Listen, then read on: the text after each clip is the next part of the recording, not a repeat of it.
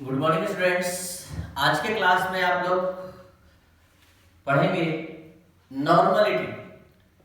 Normality chemical unit के अंतर्गत में आता है। तो नॉर्मलिटी का कॉन्सेप्ट जो है ग्राम इक्विवेलेंट वेट पर डिपेंड करता है। तो फर्स्ट ऑफ ऑल आप ग्राम इक्विवेलेंट वेट के बारे में समझेंगे, जिसका यूज आपको बता दें कि आगे Faraday's law of electrolysis electrochemistry पढ़ते समय और भी 2-3 टॉपिक्स में इसका जरूरत पड़ेगा। तो ग्राम इक्विवेलेंट वेट कैसे निकाला जाता है, फर्स्ट ऑफ ऑल आप ये सीखें कि ग्राम इक्विवेलेंट वेट क्या होता है, कैसे डिटरमाइन किया जाता है। तो ग्राम इक्विवेलेंट वेट आपको बता दें कि जिस तरह से नंबर ऑफ मोल निकालने के लिए गिवन वेट में मॉलिक्यूलर वेट से भाग देते हैं, डिवाइड करते हैं। गिवन वेट में मॉलिक्यूलर वेट से डिवाइड करते हैं तो नंबर ऑफ मोल का कैलकुलेशन होता है। ठीक उसी तरह ग्राम इक्विवेलेंट वेट निकालने के लिए गिवन वेट में यहां इक्विवेलेंट वेट से डिवाइड किया जाता है। तो यहां गिवन वेट को इक्विवेलेंट वेट से डिवाइड करने पर ग्राम इक्विवेलेंट वेट की प्राप्ति होती है। इक्विवेलेंट वेट से रिलेटेड लेक्चर पिछले क्लास में दिया गया है, जो आप देख सकते हैं, जिसमें एसिड, बेस, सॉल्ट, आयरन सबका इक्विवेलेंट वेट निकालने के लिए सिखाया गया है।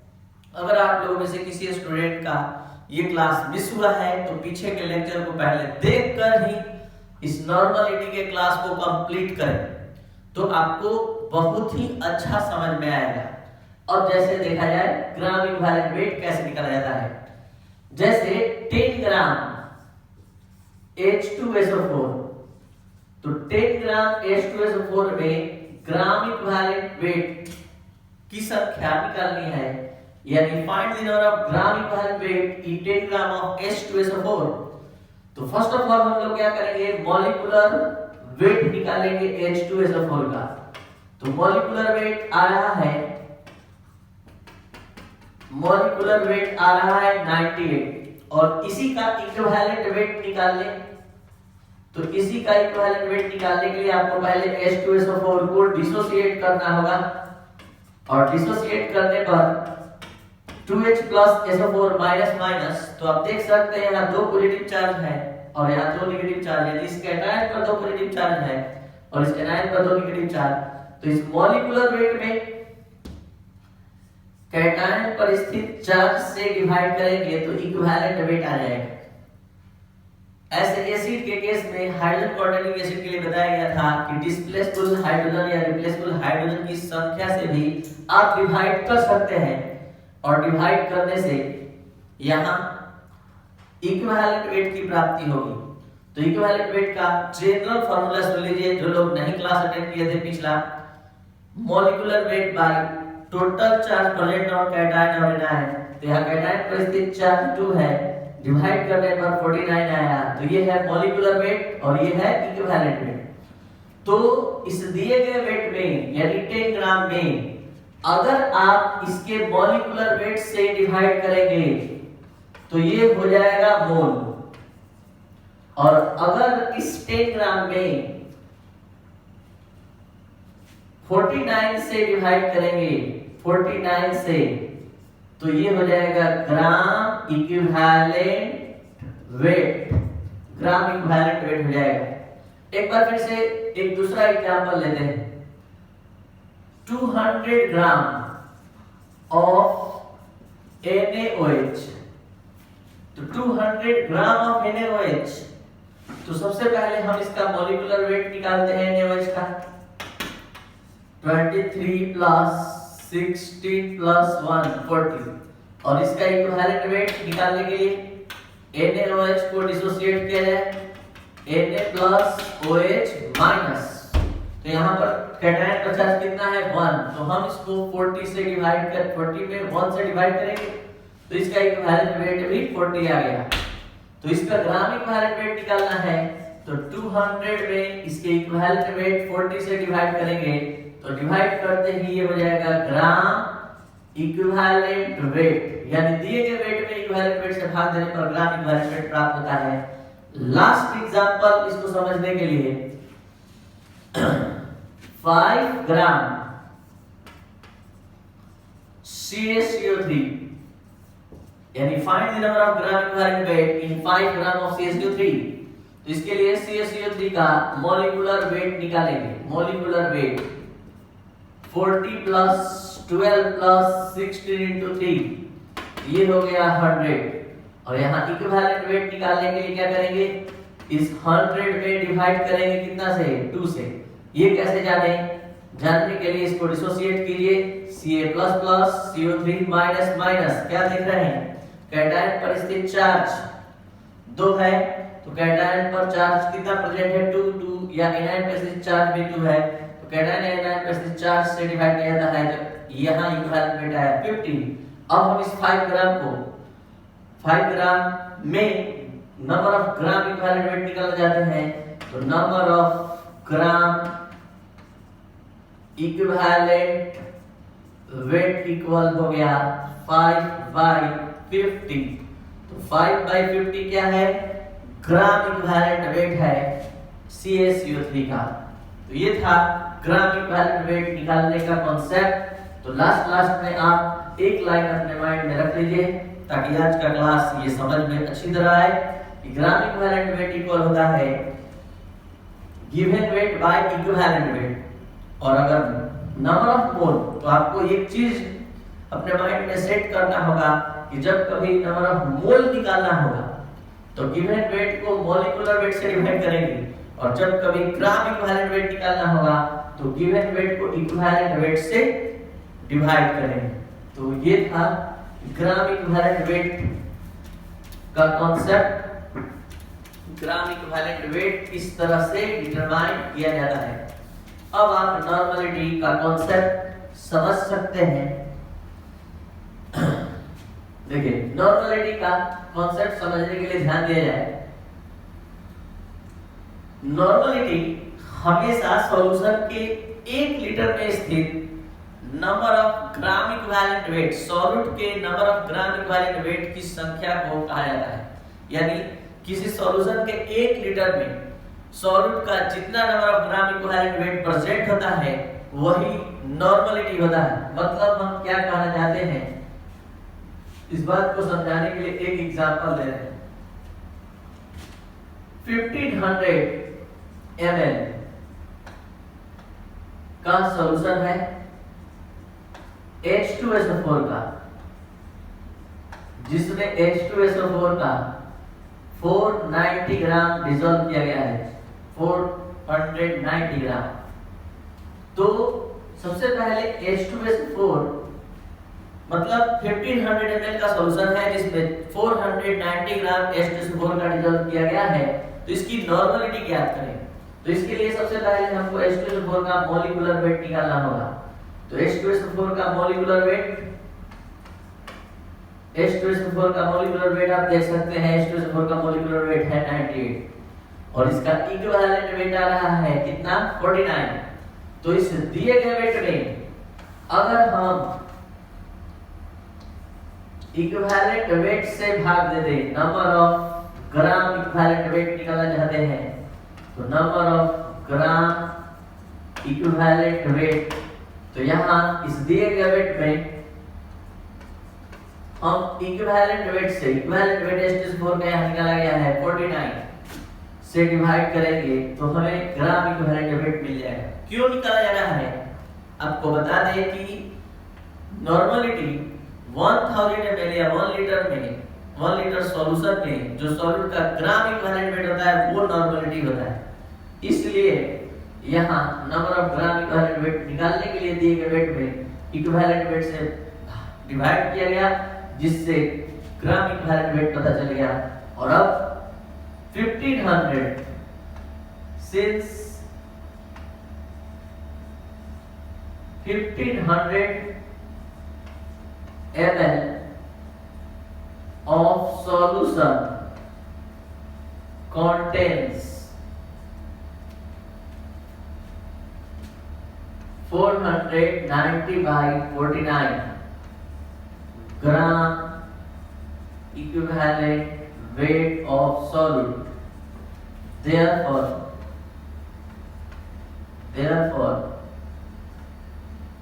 1000 क्या हो जाएगा 490 अपॉन 49 1000 into 1500। आपको बता दें कि ये भी ग्राम इक्विवेलेंट वेट है लेकिन 1500 ml में और ये भी ग्राम इक्विवेलेंट वेट है 1000 ml। तो 1000 ml में जो ग्राम इक्विवेलेंट वेट सॉल्यूट का प्रेजेंट होता है वास्तव में वही नॉर्मलिटी होता है। तो ये हमारा नॉर्मलिटी हुआ क्योंकि 1000 ml में सॉल्यूट का जो ग्राम इक्विवेलेंट वेट होता है वही नॉर्मलिटी होता है। तो अब इसी चीज को एक और एग्जांपल के माध्यम से आप समझ लें तो आपका कॉन्सेप्ट क्लियर हो जाएगा। यहाँ नॉर्मलिटी का जो डिफिनेशन है दो कंडीशन से बना है। पहला कि नॉर्मलिटी हमेशा सॉल्यूशन के 1 लीटर में ही निकला रहता है और दूसरा जो है सॉल्यूट के ग्राम इक्विवेलेंट वेट को ही चेक किया जाता है। तो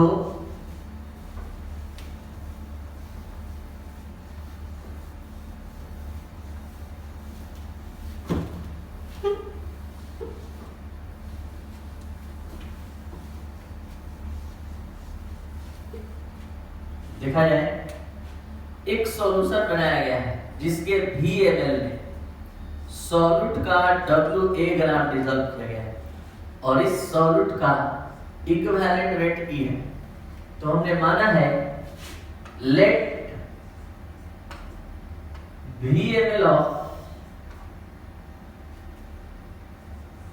सॉल्यूशन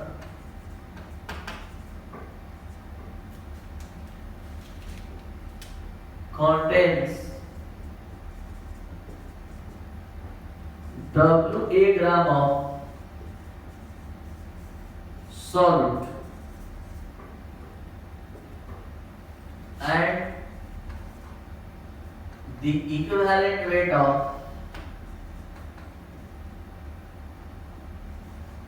solute is E। देख अब आप बता सकते हैं number of gram equivalent wait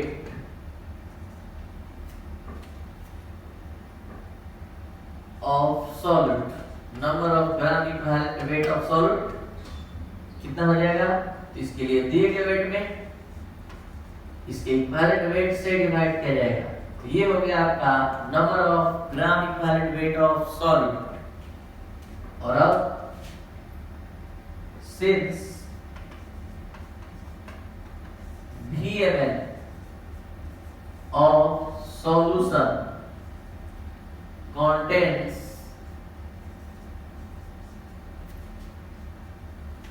WA by E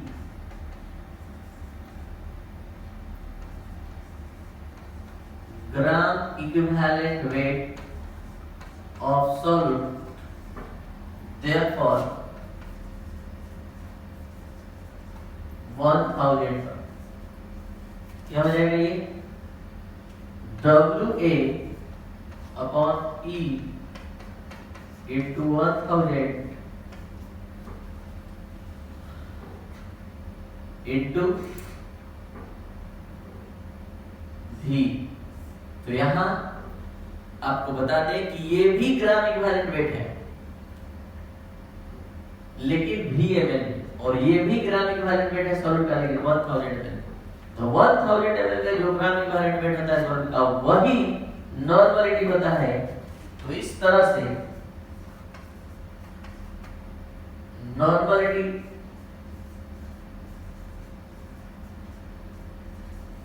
of solution हम लोग डिफाइन कर लिए WA into 1000 E into V।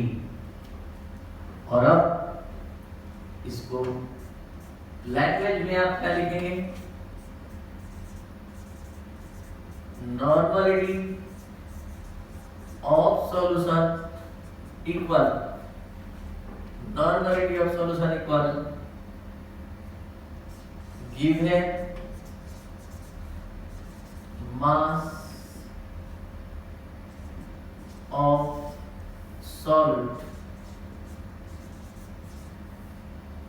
given mass of solute into 1000 by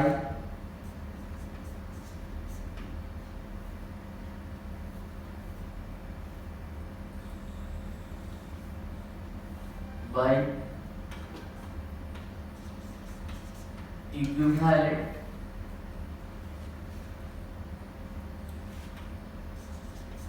weight of solute into given volume of solution in ml। तो ये था ml में रहने पर नॉर्मलिटी का फॉर्मूला। और अब इन लीटर, तो लीटर में रहने पर normality of solution in equal क्या हो जाएगा? Given mass of solute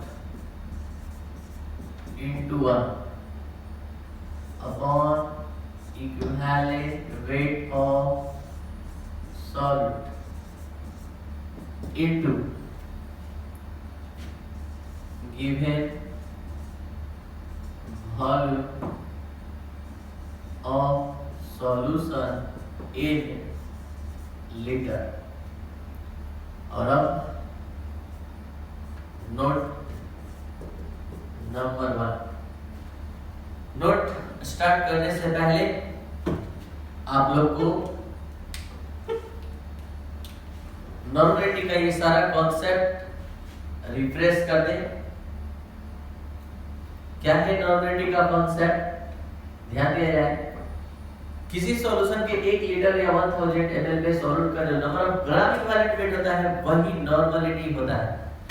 The number of gram equivalent weight of solute present in 1 liter or 1000 ml of solution is called normality of solution. It is denoted by n।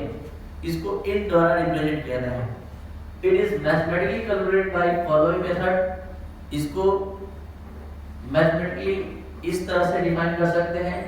Let V ml of solution contain W gram of solute and the equivalent weight of solute is E। VML के solution में solute का W ग्राम है और solute का equivalent weight E है। तो number of gram equivalent wait निकालने के लिए गिवन वेट में इक्विवेलेंट वेट से डिवाइड किया गया है। और अब VML of solution contains WAE gram equivalent weight of solute. तो VML में इतना ग्राम इक्विवेलेंट वेट सॉल्यूट का है, इसलिए 1000 ml में जितना है वही नॉर्मलिटी है। तो नॉर्मलिटी ये डिफाइन हुआ इसमें गिवन मास ऑफ सॉल्यूट या given weight of solute into 1000 by equivalent weight of solute into given volume of solution in ml। तो ये था ml में। और अब लीटर के लिए यहाँ पर 1 हो गया। अब देखते हैं नोट नंबर 1। नोट नंबर 1 है unit of normality. Unit of normality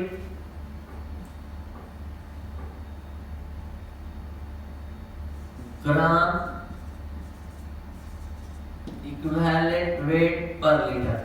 जिस तरह से मोलरिटी का यूनिट होता है मोल पर लीटर, तो इसका होता है ग्राम इक्विवेलेंट वेट पर लीटर। दूसरा, मोलरिटी का वैल्यू टेम्परेचर पर डिपेंड करता है क्योंकि उसके फार्मूले में वॉल्यूम टर्म इन्वॉल्व है। बताया था पिछले क्लास में जिस केमिकल यूनिट के फार्मूले में वॉल्यूम टर्म इन्वॉल्व होगा वो टेम्परेचर पर डिपेंड करेगा। तो ये भी it's value depend upon temperature, और third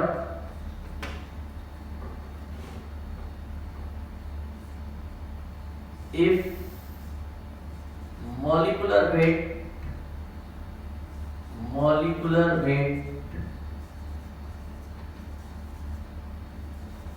of the solid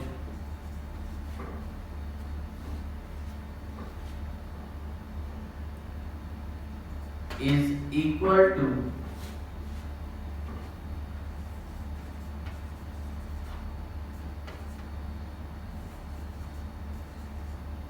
equivalent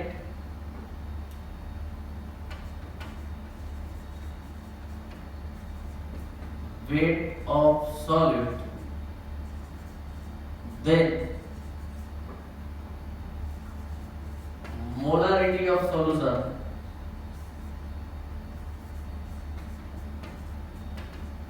is equal to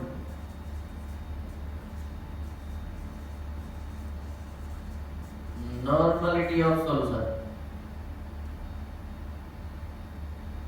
normality of solution। इस बात को आप समझ सकते हैं, मोलरिटी का फॉर्मूला होता है given mass of solid into 1000 bye molecular mass of solid into given volume of solution in ml। और अब इस नॉर्मलिटी का formula given mass of solid into 1000 by equivalent weight into given volume of solution in ml।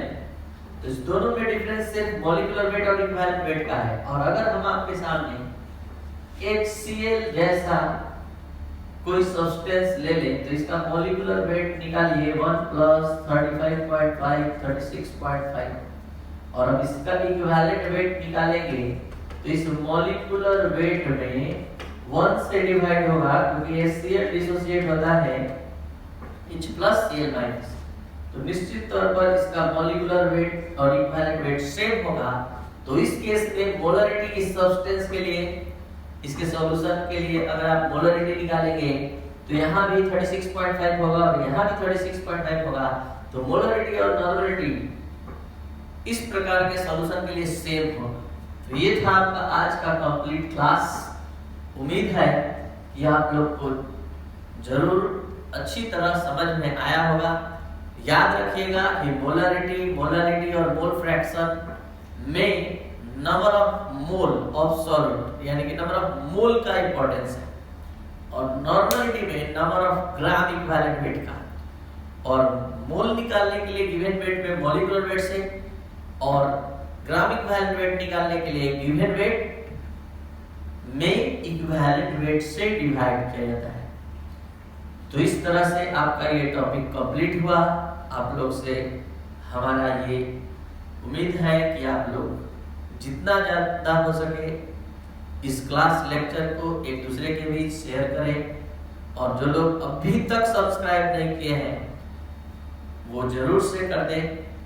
और जो भी problem अभी भी कुछ हो रहा है तो जरूर बतलाएं। एक बात और हम कहना चाहेंगे आप लोग को कि जो भी चैप्टर समाप्त होगा उसके अंत तक जब आप अपना NCERT का बुक या अदर साइड बुक जब आप मिलाएंगे तो उसका मैक्सिमम प्रॉब्लम 97% प्रॉब्लम आप खुद से बना लेंगे।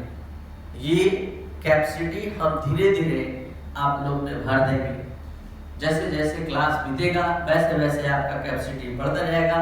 NCERT का भी सारा प्रॉब्लम आगे के क्लास लेक्चर में बनेगा।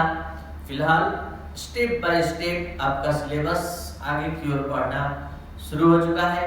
जो भी प्रॉब्लम्स था उस पर सब पर ध्यान रखते हुए अब ये वीडियो क्लास लेक्चर प्रोवाइड किया जाएगा। Thank you.